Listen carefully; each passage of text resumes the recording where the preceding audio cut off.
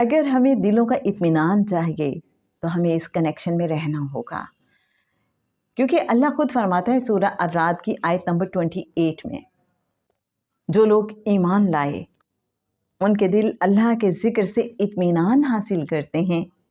یاد رکھو، اللہ کے ذکر ہی سے دلوں کو تسلی ہوتی ہے۔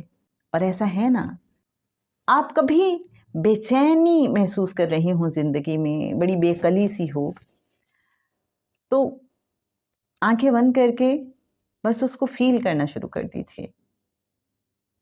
اور اس فیلنگ میں پھر ہو سکتا ہے آپ کے لب خاموش ہوں لیکن دل گفتگو کر رہا ہو، آنسو گفتگو کر رہے ہوں۔ تو بس یہی ذکر ہے، ذکر کی ایک خوبصورت شکل۔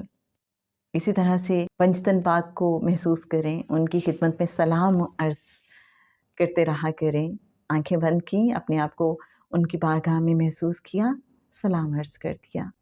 کیا آپ کو نہیں لگتا یہ بھی ایک ذکر ہی کی فارم ہے؟ کسی نہ کسی طریقے سے ہم ان سے جڑے رہیں، کنیکٹڈ رہیں، ایک ذہنی تعلق قائم رہے۔